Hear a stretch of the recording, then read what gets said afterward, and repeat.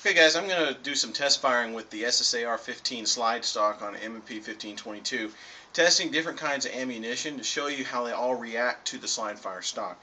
Now bear in mind I've already shot about 200 rounds or so through this 22, so it's probably pretty dirty, so it might jam a little bit, but it should show you a pretty good idea how the performance acts with the bullets. So to start off with, we're going to do Cci Hypervelocity Stinger. It's a 36 grain bullet, no 32 grain bullet for varmint. Rounds. Oops. Bad round.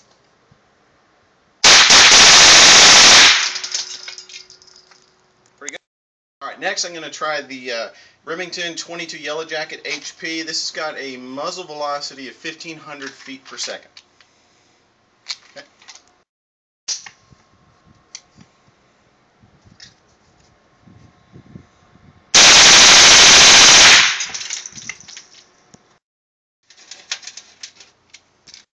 On that last burst, that cycling rate was just a little bit lower than on the first round, and I think that's because of the powder load. So some of these, on these next few tests, you're probably going to see it the same thing happen. It just go a little bit slower every time, but hopefully it'll cycle through all of it.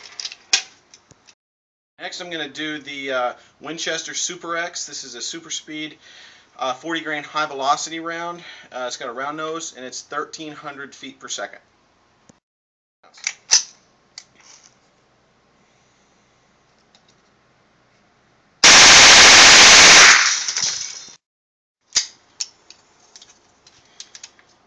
So guys, on that last one, you'll notice that I moved my hand from the front stock back to the magazine.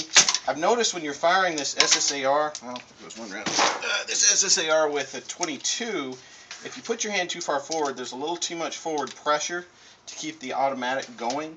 But if you put it on the magazine, you don't have quite as much pressure pushing forward, so it makes that cyclic rate go very well. I mean, you notice on that last one, it just cycled through all of them like there was nothing. So on this next test, I'm going to be using the Remington 22 Viper Rimfire cartridges for these. See, this one has 1410 feet per second. I mean, all the ammo that I'm shooting you can get at Walmart. It's brick ammo. It's, you know, it's not top notch. It's dirty, for lack of a better word. Well, let's see how the 22 Viper does. 3 rounds.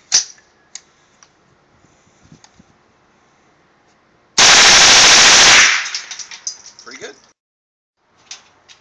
Alright, so that last one had a really good cycle rate. It looked like everything without a hitch, no jams. Everything went really quickly. This next one I'm going to do is going to be the Cci Mini Mag 22 long rifle. This is for target plinking. What it says, looks like this. Again, you can get this at Walmart, really cheap. So this is round nose, copper plated. So let's see how the 22 long rifle Mini Mag does. 20 rounds.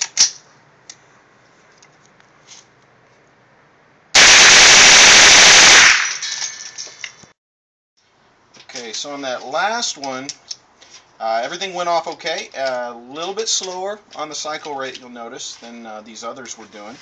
But again, it all went off without a hitch, no jams, nothing going on. Alright, so this next stuff we're going to use is Federal. This is Federal target grade performance. This is the cheap stuff. This is, I don't even know, this is 1,200 feet per second on a 40 grain solid bullet. So let's see how this does. Alright, 20 rounds. Back here. That was pretty smooth. Alright, on that last one, oh boy, that's probably the smoothest I've felt on that yet. Good feel, good recoil. And the good news is that stuff's cheap. That's the brick ammo. So you don't have to spend a lot of money to make this thing work on high grade ammo. Alright, so the next one we're going to do, this is the Remington 22 Target. Again, you can get it at Walmart. This one has 1,150 feet per second muzzle. So this is going to be a lot less energy. Let's see if the slide fire stock can keep up with it. 20 rounds.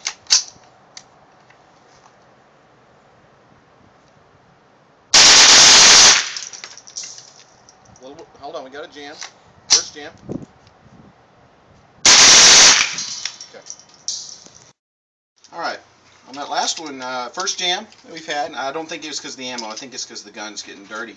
Again, it was really smooth. It was a little less, you know, you could see the action was just a little bit slower than the previous ones, but it still worked on the full auto. But this next one's going to be the true test. Now, I haven't done this before, so I don't know how it's going to come out, but this is going to be subsonic ammo. This is going to be the Cci segmented HP subsonic 22 long rifle. Again, this is going to be hollow point, 40 grain bullet. And I think this one has, well, I don't really see on the back. I think it's like 900 or 950 feet per second. So let's see if that'll cycle. 20 rounds.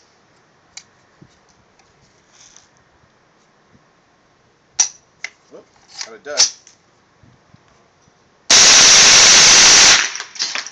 How about that?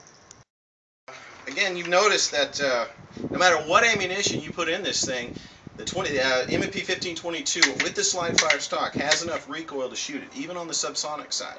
Now, I will tell you, I did put a Timney 3-pound pull trigger in here, so it's not the standard trigger. Of course, I have a friend of mine that actually messed with his trigger a little bit, cut the pull down to where it was less than 4, you know, like 3 pounds pull. So you can use your own trigger, just manipulate it a little bit. Plus, I put a little bit of grease, a little bit of gun grease on the stock, so it slides really well in between there. But ultimately, the thing I want to show you is you do not have to get all that hypersonic, supersonic ammo to shoot this thing. Actually, the thing I liked best out of all the ammo I just shot was this Federal. It was really smooth. It didn't jam. It was great. So just go out there and get whatever ammo you want. Get your M&P 1522, put the SSAR 15 on it, and have fun.